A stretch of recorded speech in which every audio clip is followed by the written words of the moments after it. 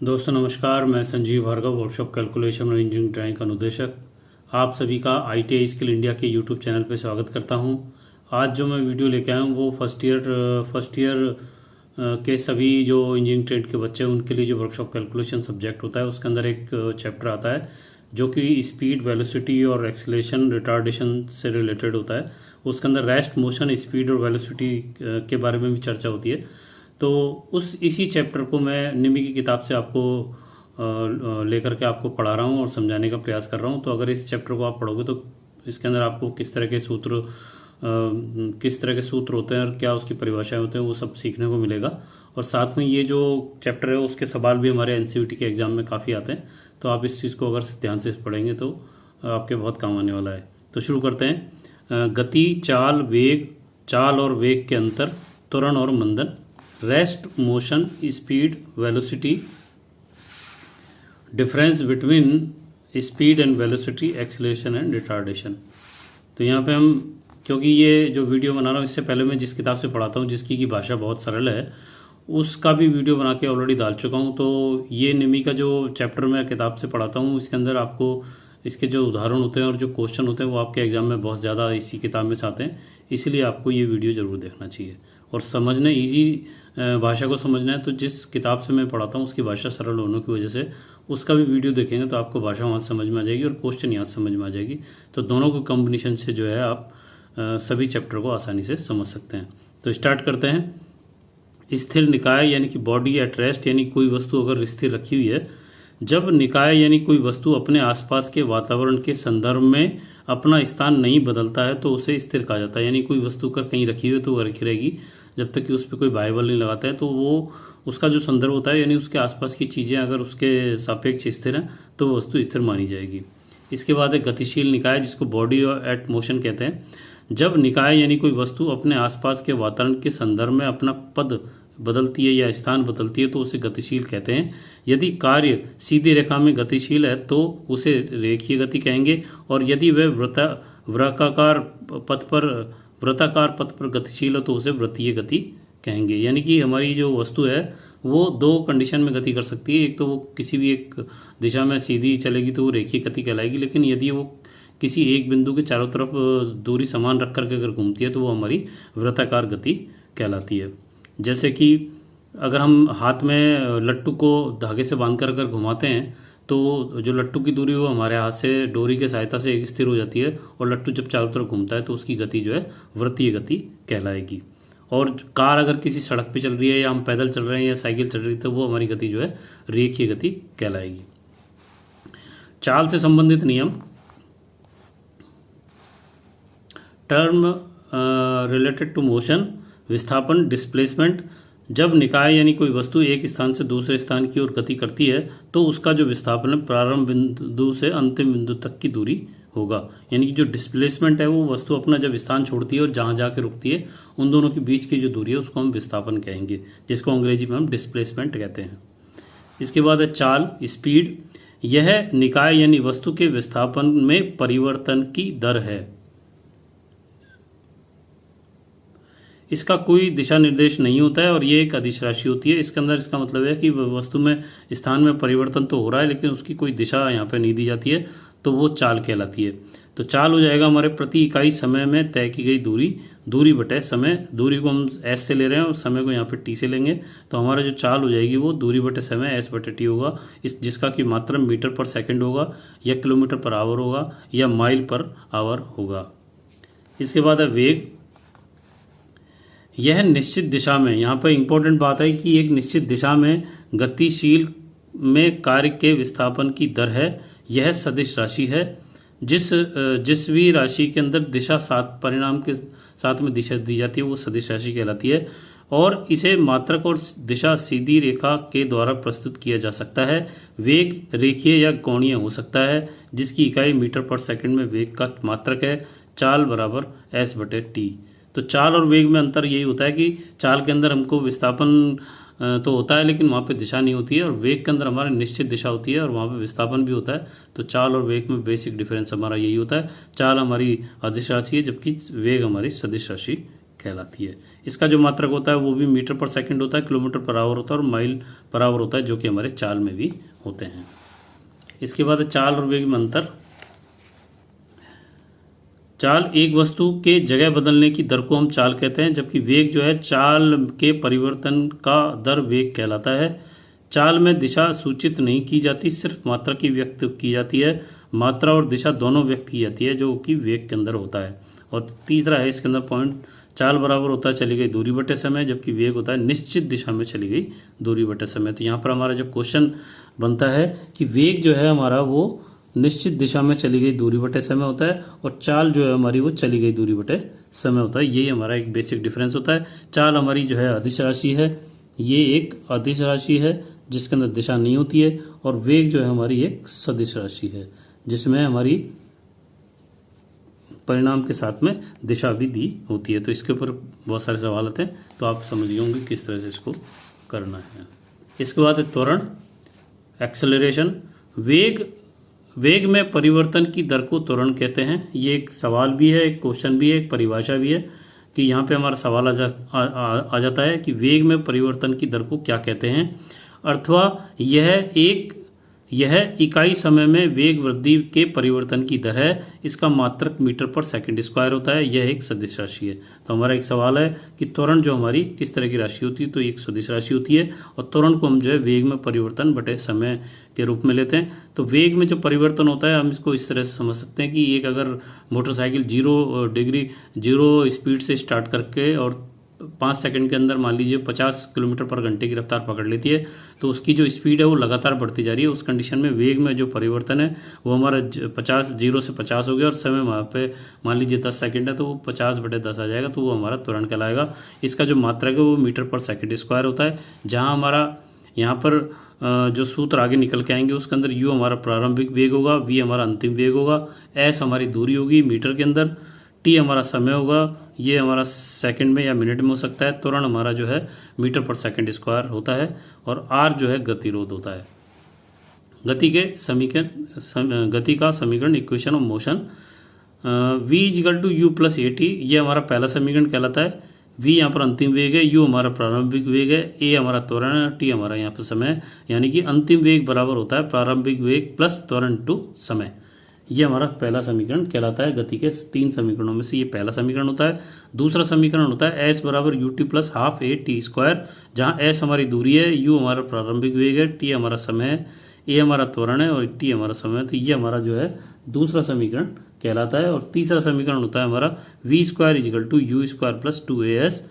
तो यहाँ पर भी हम देखेंगे कि v हमारा अंतिम वेग, u हमारा प्रारंभिक वेग और a हमारा त्वरण और s हमारा जो है डिस्प्लेसमेंट या विस्थापन या दूरी हमारी होती है।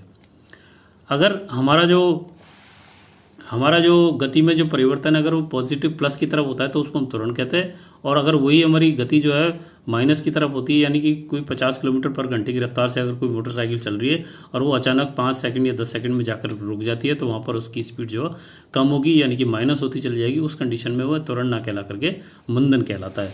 तो यहाँ पर मंदन का जो परिभाषा है कि जब कार्य का प्रारंभिक वेग अंतिम वेग से छोटा होता है तो इसे वेग वृद्धि कहते हैं। जब अंतिम वेग प्रारंभिक वेग से छोटा होता है तो कार्य में गतिरोध हुआ कहा जाता है। यह गति के 3 समीकरण दे रखे हैं, जहाँ a हमारा माइनस हो गया है। जो हमारे पहले 3 समीकरण थे उसके अंदर हमारी गति बढ़ रही थी, ऊपर वाले इसके अंदर सभी में गति बढ़ रही है, लेकिन नीचे वाले हमारी जो समीकरण है इसमें गति कम हो रही है, इसलिए यहाँ पे a का मान जो है माइनस हो जाता है।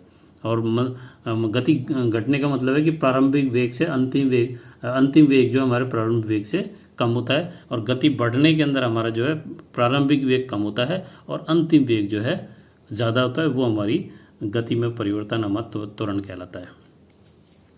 इसके बाद चाल है, औसत चाल, एवरेज स्पीड, जिसको हम यहाँ पे Vm से लिखेंगे। m मीटर में, Vm हमारा मीटर में होता है जो कि औसत चाल कहलाती है। तो ये पर मीटर पर सेकंड के हिसाब से इसका मात्रक होता है, जहाँ n हमारा चक्कर प्रति इकाई या प्रति मिनट में पर आघात की संख्या होती है। s हमारा तय की गई दूरी, आघात की लंबाई होती है।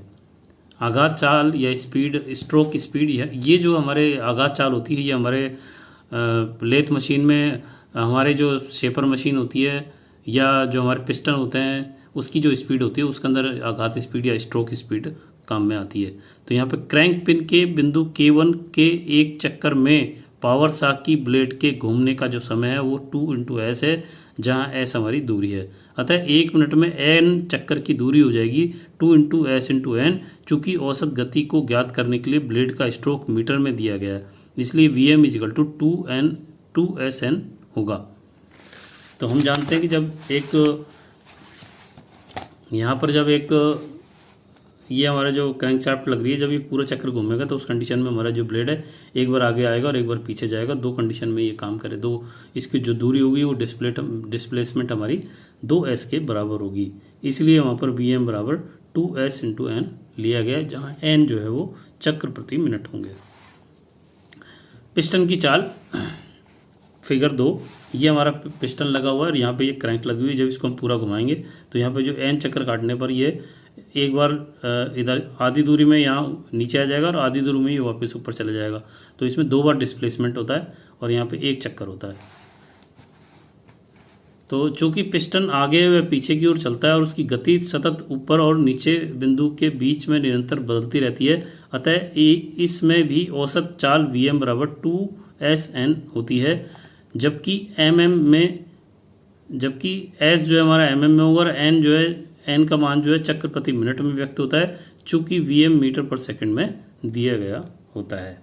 तो यहाँ पर आपने ये सूत्र देखा, हमारा जो डिस्प्लेसमेंट है, जो S की जो दूरी है वो इस पिस्टन की जहाँ से स्टार्ट होता है और जहाँ तक जाता है उसके बीच की दूरी यहाँ पर OT और UT से समझाई गई है। ये जो दूरी हमारी वो डिस्प्लेसमेंट होती है। तो Vm बराबर हमारा 2S × n/1000, क्योंकि अगर S हमारा अगर मिलीमीटर में दे रखा है तो उसको मीटर में बदलने के लिए हम यहाँ पे 1000 का भाग देंगे, और अगर यहाँ पे ये मीटर/मिनट है, इसको अगर सेकंड में बदलना है तो हम यहाँ पे 1000 के साथ में 60 का गुणा भी कर देंगे। तो ये चीज़ हमको ध्यान रखनी पड़ेगी कि जो हमारी वैल्यूज़ न्यूमेरिकल में दी जाती है कि वो अगर मिलीमीटर में दे रखी है और हमको मीटर में मान निकालना है तो 1000 का भाग देंगे, और अगर हमारी दूसरी वैल्यू जो है मिनट में दे रखी है तो उसको सेकंड बदलने के लिए फिर से हम 60 का भाग देंगे। तो यदि S मीटर में दिया जाए तो Vm = 2SN या S = n/30 मीटर/सेकंड, जहाँ की 2S जो दोहरा स्ट्रोक दर्शाता है। प्रत्यावर्ती गति की स्थिति में गणना के लिए औसत गति को ध्यान में रखना चाहिए, जो कि Vm = 2SN मीटर/मिनट है। यहाँ पर S जो है मीटर में दिया गया है। अगर यहाँ पे S जो है मिलीमीटर में दिया जाएगा तो हम इसको मीटर में बदलने के लिए 1000 का भाग देते हैं।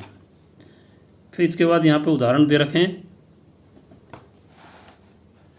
एक एक्सटेंशन प्रेस के क्रैंक की स्थिति त्रिज्या जहाँ पे 20 सेंटीमीटर है, RPM 30 मिनट है, तो औसत चाल की गणना मीटर/मिनट या मीटर/सेकंड में करें। तो हम जानते हैं कि S जो है व्यास हमारा 40 सेंटीमीटर है।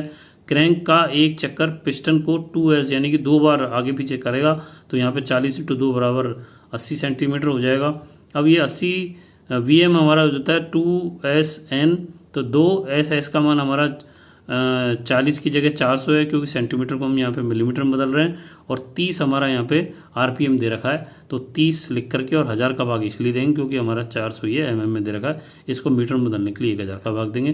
तो जब इसको कैलकुलेट करेंगे तो ये 24 मीटर/मिनट आएगा, और इसके अंदर जब 60 का भाग देंगे तो ये हमारा जाएगा, जो कि मीटर/सेकंड के बराबर होगा। क्योंकि यहाँ पे मिनट को हम जब सेकंड में बदलेंगे तो हम 24 के अंदर 60 का भाग देंगे, जो कि हमारा 0.4 के बराबर आ जाएगा। तो यहाँ इन छोटी छोटी चीज़ों को ध्यान रखना पड़ता है, इसी से सवाल के उत्तर में डिफरेंस आ जाता है। तो वहाँ पर आप अच्छी तरह समझेंगे तभी उस चीज़ को कर पाएंगे। इसके बाद अगला जो पॉइंट है, इसमें गुरुत्वाकर्षण के अधीन गति के समीकरण, equation of motion under gravity. Gravity का मतलब ये होता है कि जब हम किसी वस्तु को ऊपर की तरफ फेंकते हैं तो उसके अंदर गति जैसे वे ऊपर की तरफ फेंकते हैं तो हम जानते हैं कि न्यूटन के बल के नियम के अनुसार जब किसी भी वस्तु को ऊपर की तरफ फेंका जाता है तो एक पृथ्वी का आकर्षण बल जो है उसको नीचे की तरफ खींचने का प्रयास करता है। या जब हम किसी वस्तु को जो ऊपर से नीचे की तरफ फेंकते हैं तो वस्तु को पृथ्वी का आकर्षण बल अपनी ओर खींचता है, इसीलिए जो है इसकी स्पीड बढ़ जाती है। और वस्तु को जब भी हम ऊपर की तरफ फेंकते हैं तो वहाँ पर गुरुत्वाकर्षण नीचे लगने के कारण उसकी स्पीड एक स्तर पर जाकर के वह गति खत्म हो जाती है, 0 हो जाती है, और वहाँ पर वस्तु 0 स्थिति में आने के बाद दोबारा से नीचे की तरफ आता है और उसकी स्पीड उतनी ही नीचे आकर के उतनी ही हो जाती है जितनी स्पीड से वो फेंका गया था। तो यहाँ पर एक गुरुत्वीय त्वरण काम में आता है जिसका मान g होता है, यानी कि वस्तु को जब ऊपर की तरफ फेंकेंगे तो g का मान हमारा माइनस हो जाएगा, और वस्तु जब नीचे की ओर आएगी तो हमारी g जो है वो पॉजिटिव हो जाएगा। और ये जो सूत्र है वो हमारे गति के वही जो नियम है जो हमने अभी पढ़े थे कि v बराबर u प्लस ए टी, यहाँ पर a की जगह g हो गया जो कि माइनस है ऊपर की तरफ होने की वजह से, s बराबर यू टी प्लस की जगह माइनस हो गया, half g t square, a की जगह g आ गया यहाँ पे, और v you square minus u square बराबर 2gS, क्योंकि यहाँ पे g a की जगह फिर से g आ गया। और ये हमारे नीचे की ओर है, यहाँ पे जब नीचे की ओर जब कोई वस्तु आती है तो पृथ्वी के आकर्षण की बल की वजह से उसकी स्पीड बढ़ जाती है, इसलिए g का मान यहाँ पे पॉजिटिव हो जाता है। इसलिए हमारा जो सूत्र है v equal to u plus a t की जगह जी टी हो गया, s equal to u t plus half g t square हो जाएगा, और v square minus u square बराबर 2gS हो जाएगा। गुरुत्वाकर्षण के अधीन गति यानी मोशन अंडर ग्रेविटी, जब काम या कोई पिंड या कोई वस्तु ऊंचाई से गिरती है तो उसका वेग बढ़ता है, और वह जमीन पर गिरती है तो अधिकतम हो जाता है। यानी कि जब किसी वस्तु को ऊपर से नीचे की तरफ फेंका जाता है तो जिस समय वो जमीन पर टकराता है उस समय उसकी गति अधिकतम होती है। इसलिए गुरुत्वाकर्षण के अंतर्गत गिरने वाले पिंड या निकाय समान वेग वृद्धि रखते हैं। जब यह गति ऊपर की ओर जाती है तो गुरुत्वाकर्षण बाधा उत्पन्न करती है। गुरुत्वाकर्षण के अधीन वेग वृद्धि को g से सूचित किया जाता है, जिसका कि मान 9.81 मीटर पर सेकंड स्क्वायर होता है, जो कि हमारा यहाँ पे गुरुत्वीय त्वरण कहलाता है। g हमारा जो है यहाँ पे गुरुत्वीय त्वरण कहलाता है, जिसका मान हमारा 9.81 मीटर पर सेकंड स्क्वायर होता है, क्योंकि हमारा त्वरण की जो इकाई होती है वो मीटर पर सेकंड स्क्वायर ही होती है। इसके बाद है संवेग, मोमेंटम। यह कार्य द्वारा धारण की गई गति की मात्रा है और यह उसके घन और जिस वेग से वह बह रही है उसके गुणज के बराबर होती है। संवेग की इकाई kg मीटर पर सेकंड होती है। यहाँ पर कार्य यानी कोई वस्तु अगर चल रही है या दौड़ रही है, गति कर रही है, तो वह उसके मात्रा की वजह से वो काफ़ी दूर तक जाती है, और घर्षण के कारण वो वस्तु जो है कहीं कुछ दूर जाकर के रुक जाती है। तो जो उसके अंदर मोमेंटम होता है वो उसके मास इंटू वेग के बराबर होता है, जो यहाँ पर संवेग बराबर घन इंटू वेग के रूप में कहा जा रहा है। तो जो संवेग की इकाई है वो kg मीटर पर सेकंड होती है। मीटर पर सेकंड हमारा वेग होता है, kg हमारा वो मास होता है, इसलिए संवेग बराबर मास इंटू वेग होता है, जिसको कि m इंटू वी से भी जानते हैं। न्यूटन की गति के नियम, न्यूटन्स लॉ, प्रथम नियम, फर्स्ट लॉ। हर कार की एक सीधी रेखा में स्थिर या एक समान गति की अवस्था में रहती है जब तक कि कुछ बाहरी बल उसके द्वारा स्थिति या समान गति को बदला नहीं जाता है। इसका मतलब यह है, पहले नियम के अनुसार अगर कोई वस्तु स्थिर है तो स्थिर रहेगी, और गतिमान है तो गतिमान रहेगी जब तक कि उस पर कोई बाह्य बल कार्य नहीं करता। यानी कि कोई भी वस्तु अगर हम फेंकते हैं तो वो चलती रहनी चाहिए जब तक कि उस पर कोई बाह्य बल नहीं लगता है। जमीन पर अगर किसी बॉल को हम फेंकते हैं तो वो कुछ दूर जाकर के इसलिए रुक जाती है क्योंकि वहाँ पर पृथ्वी का जो घर्षण बल है वो उसको रोकने का प्रयास करता है, और अंत में जाकर के वस्तु रुक जाती है। अगर हम किसी ऐसी चिकनी सतह पर किसी वस्तु को या बॉल को फेंकेंगे तो वो काफ़ी दूर तक जाएगी, क्योंकि वहाँ पर उसका घर्षण कम से कम होता है। द्वितीय नियम, एक गतिशील कार्य की गति की मात्रा में परिवर्तन की दर बाह्य रूप से दिए जा रहे बल के अनुक्रमानुपाती से सीधे प्रभावित होती है, और वह बल की दिशा में प्रचलित होती है। और तीसरा नियम होता है इसमें, प्रत्येक क्रिया का हमेशा बराबर विपरीत प्रतिक्रिया होती है।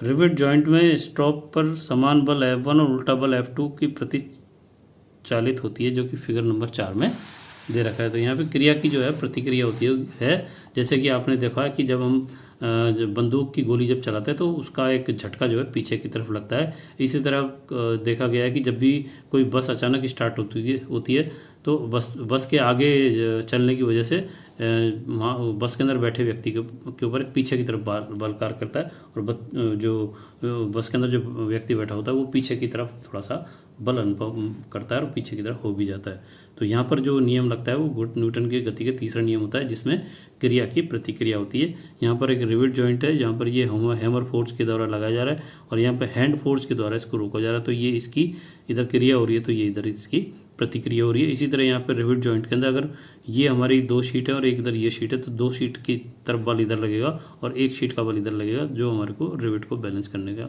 रिवेट में बल का जो बैलेंस काम करने का काम करेगा। संवेग के संरक्षण का नियम, law of conservation of movement. जब 2 चलती हुई निकायें जानबूझकर या अनजाने से टकराई जाती हैं तो टक्कर से पूर्व निकायों का जो संवेग का जो योग है वो टक्कर के पश्चात गति मात्रा के योग या टक्कर के पश्चात गति मात्रा में आए परिवर्तन के शून्य के बराबर होता है।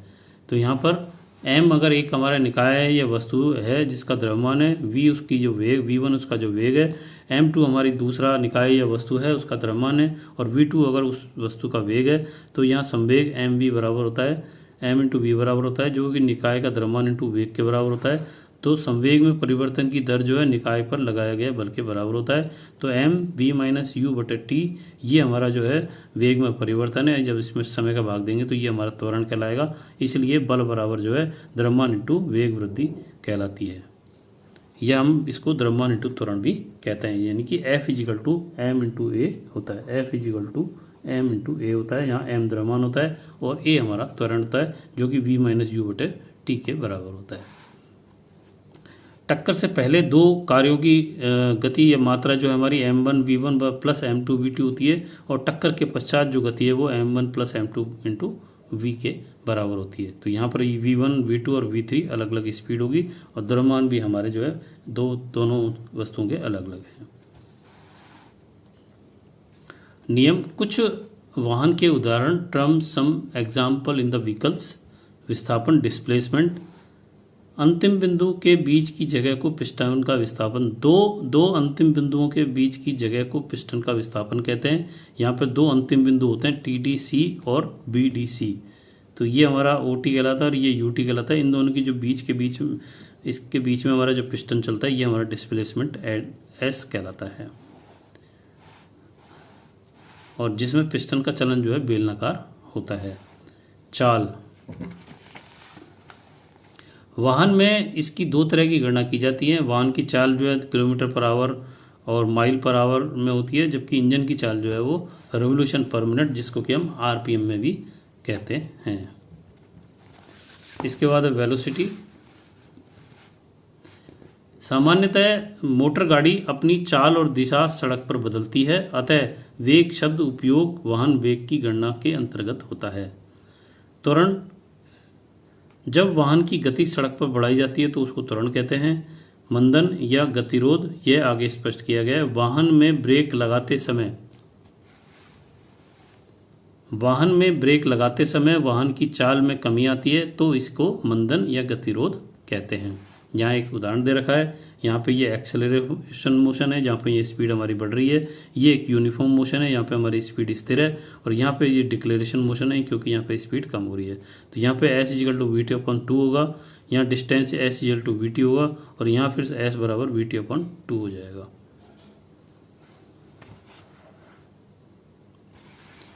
इसके बाद है वृत्तीय या कोणीय गति। जब एक वस्तु का अक्ष रेखा पर घूमती है तो उसे कोणीय गति या वृत्तीय गति कहते हैं। अक्ष रेखा के घूमने का मतलब है कि हमारा जो पहिया है वो एक कील के चारों तरफ घूमता रहता है, तो वहाँ पर जो उसकी गति होगी वो वृत्तीय गति या कोणीय गति कहलाती है। उदाहरण के लिए वृत्ताकार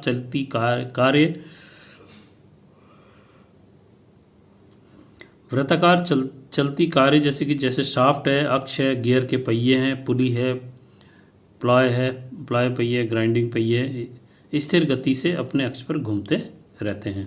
कोणीय अथवा वृत्तीय गति को कोणीय वेग या परिधीय चाल भी कहते हैं। यह मीटर पर सेकंड या रेडियन प्रति सेकंड में व्यक्त होता है।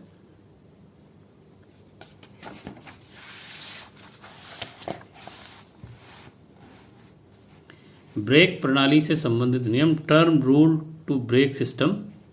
प्रत्येक वाहन में ब्रेक प्रणाली होती है। जब गतिशील वाहन में ब्रेक लगाया जाता है तो उसका वेग कम होता है और वाहन धीमा होता है और कुछ दूरी पर जाकर के रुक जाता है।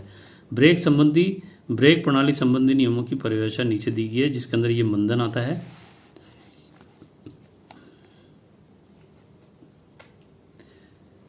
यह निश्चित समय में वेग में आई कमी है। उदाहरण के लिए कार अगर 90 किलोमीटर पर आवर की गति से चल रही है और 10 सेकंड बाद रुक जाती है तो उसका जो मंदन है वो 90 इंटू 1000/3600, जो कि हमने इसको किलोमीटर पर आवर को मीटर पर सेकंड में बदल लिया और 1/10 का गुणा कर दिया या 10 का भाग कर दिया। 90 गुणा 1000/36, तो 1000/36 का करने का मतलब है कि हमने इसको किलोमीटर पर आवर से मीटर पर सेकंड बदल दिया और 10 का जब भाग देंगे तो हमारे पास 25 मीटर पर सेकंड बटे 10 सेकंड आएगा, जो कि 2.5 मीटर पर सेकंड स्क्वायर के बराबर होगा, और जो कि ये हमारा मंदन कहलाएगा क्योंकि हमारा यहाँ पर वेग कम हो रहा है। मंदन समय डिक्लेरेशन टाइम, गाड़ी रोकने का मंदन समय 10 सेकंड कहलाएगा, जो कि हमने ऊपर देखा। रोकने की दूरी, बंधन के समय कार द्वारा तय की गई दूरी रोकने की दूरी कहलाती है, यदि अर्थात रोकने की दूरी डी से हम यहाँ पर रिप्रेजेंट करते हैं। लेकिन कुल रुकने की दूरी सामान्य रुकने की दूरी के समान है और चालक की प्रतिक्रिया के समय गाड़ी द्वारा तय की गई दूरी है। प्रतिक्रिया का समय नीचे स्पष्ट किया गया है। चालक को खतरे को समझने में कुछ देरी लगती है और फिर वह ब्रेक लगाता है। यह समय प्रतिक्रिया का समय है। उस समय वाहन रुकने से पूर्व कुछ और दूरी तय करता है, तो कुछ रुकने की दूरी चालक के प्रतिक्रिया का समय होता है और सामान्यतः रुकने की दूरी से अधिक होता है। प्रतिक्रिया का समय दो चालकों के बीच अलग अलग हो सकता है। उदाहरण, एक गाड़ी 72 किलोमीटर पर आवर की गति से चलती है और उसका मंदन जो है ए जो है 5 मीटर पर सेकंड स्क्वायर है, तो ब्रेक लगाने में चालक की प्रतिक्रिया का समय जो 1.5 सेकंड है, तो कुल रुकने की दूरी की गणना कीजिए। तो यहाँ पर गाड़ी का जो वेग है 72 किलोमीटर पर आवर है, जिसको कि हम मीटर पर सेकंड में बदलने के लिए 1000/3600 का भाग देंगे, तो ये 5/18 का गुणा करेंगे, तो 72 को जब हम 5/18 से गुणा करेंगे तो ये 20 मीटर पर सेकंड में आ जाएगा। और मंदन हमारे पे 5 मीटर पर सेकंड स्क्वायर दे रखा है, इसलिए समान रुकने की जो दूरी है S=v²/2 होगा, तो v का मान 20 रख देंगे। सामान्य रुकने की जो दूरी S जो है वो v²/2 होगी, जो कि मीटर में आएगी। यहाँ पे v का मान 20 रख देंगे, तो 20 का स्क्वायर/2 गुणा 5, क्योंकि 5 हमारा a है, तो जब इसको कैलकुलेट करेंगे तो यहाँ पे 40 आएगा। तो कुल रुकने की जो दूरी है हमारी वो 40 मीटर प्लस वेग इंटू प्रतिक्रिया का टाइम, तो 40 मीटर प्लस 20 गुणा 1.5, तो यहाँ पर 20 का 1.5 से गुणा करेंगे 30 आएगा, 40 और 30 70 मीटर हो जाएगा। गति के नियम, न्यूटन्स लॉ ऑफ मोशन, वाहन के कुछ उदाहरण। पहला नियम उदाहरण के साथ फर्स्ट लॉ, स्थिर अथवा समगतिशील कार्य, बॉडीज एट रेस्ट और in a uniform motion. Diesel engine piston TDS अथवा BDS पर अपनी निष्क्रियता बल के कारण स्थिर रहता है। गैस फैलाव के दबाव और फ्लाईव्हील के वेग मात्रा पिस्टन को TDC और BDC से प्रचालित करती है। दूसरा नियम, किसी गतिशील कार्य जैसा कि इंजन का भाग या गाड़ी का संवेग के अनुपात का सीधा संबंध उस पर डाले गए बल से होता है और वह डाले गए बल की दिशा में होता है। जोड़ने वाली एक गतिशील छड़ BDS पर स्थित की गई है। हवा के बल के कारण गाड़ी की दिशा बदलती है, वाहन की गति में ढलान भी बढ़ जाती है और जब वाहन ऊपर की ओर चलता है तो उसकी गति में कमी आ जाती है। यहाँ एक उदाहरण दे रखा है, ये डाउन स्थिति है, इसके अंदर स्पीड बढ़ेगी, और ये अप स्थिति है, इसमें जब गाड़ी जाएगी तो इसकी स्पीड कम हो जाएगी। तीसरा उदाहरण के लिए यहाँ पर ये एक उदाहरण दे रखा है, स्क्रू जैक है, ये वेट है 600 पाउंड का, और एक बल इधर लगेगा और एक बल इधर लगेगा, तो ये यहाँ पर इसको यहाँ पे हैंडल पे जब लीवर पे बल लगाएंगे तो ये ऊपर नीचे होता है। प्रत्येक क्रिया की हमेशा एक विपरीत प्रतिक्रिया होती है। सारे ऊपरी बल बराबर सारे निचले बल होते हैं, जैसा कि यह डिफरेंशियल को उठाता है, क्रेन एक इंजन को उठाती है। तो यहाँ पर ये केन का देखा रखा है, ये इधर ताकत लगा रही है और ये इधर ताकत लग रही है, तो ये इसके विपरीत दिशा उधर बराबर होता है। तो ये हमारा एक चैप्टर यहाँ पे जो निम्मी की बुक से आपका वेग चाल वाला पूरा हुआ। इससे पहले मैं अपनी जो मैं जिस किताब से पढ़ाता हूँ, जिसकी भाषा सरल है, उससे भी मैं ये इससे संबंधित वीडियो बना चुका हूँ, तो आप उसको भी देख सकते हो, और इससे आपको निम्मी के पैटर्न का पता भी चल जाएगा और कौन कौन से सूत्र होते हैं ये भी आपको समझ में आ जाएगा। तो आज के लिए इतना ही। अगर आपको मेरा ये वीडियो पसंद आए तो लाइक करें, शेयर करें, और अगर आप मेरे चैनल पे पहली बार आए तो लाइक करके सब्सक्राइब करें और बेल आइकन को क्लिक कर दें, जिससे कि आपको आने वाले सभी वीडियो टाइम से मिलते रहें। आज के लिए इतना ही। नमस्कार, धन्यवाद, जय हिंद, जय भारत।